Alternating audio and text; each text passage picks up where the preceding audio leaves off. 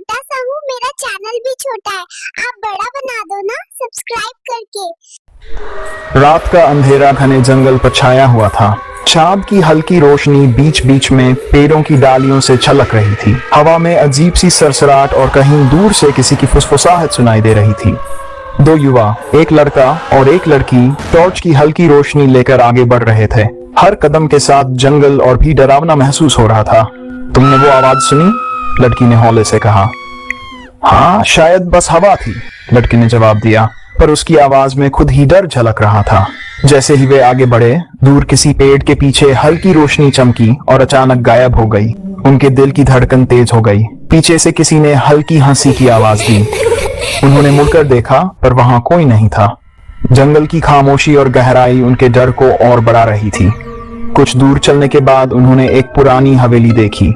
जंग लगे दरवाजे, टूटे हुए खिड़कियों के शीशे और सालों से वीरान दीवारें।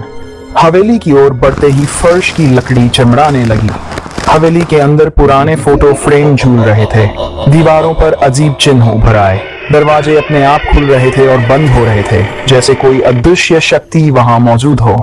लड़की ने धीरे धीरे सीढ़ियों पर कदम रखा। पीछे से किसी की फुसफुसाहट सुनाई दी।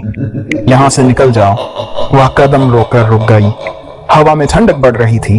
उन्होंने देखा कि दीवारों पर अचानक लिखा हुआ दिखाई देने लगा। हवेली के पीछे एक झरना बह रहा था। पानी में हल्की रोशनी और अजीब धुंध। वे झरने के पास गए।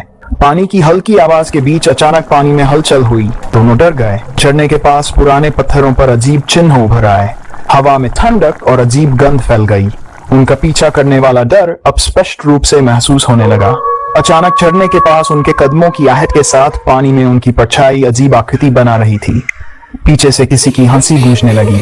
वे दौड़े, परछाई उनके पीछे पीछे चल रही थी। जंगल और हवेली के बीच का सन्नाटा और भी डरावना लगने लगा। हवा में सरसराहट और हल्की हंसी अब दूर दूर तक सुनाई दे रही थी। अंततः उन्होंने जंगल से निकलने की ठानी। जैसे ही वे बाहर पहुंचे, जंगल और हवेली की रोशनी धीरे धीरे बुझने लगी। उनके पीछे अब भी हल्की हंसी और सरसराहट की आवाज गूंज रही थी। वे जानते थे कि यह कहानी खत्म हो गई थी, पर जंगल और हवेली की परछाइयां हमेशा कहीं इंतजार कर रही होंगी। शायद अगली बार वो उन्हें देख रही होंगी। सब्सक्राइब आपने कर दिया ना? थैंक यू, आप बेस्ट हो।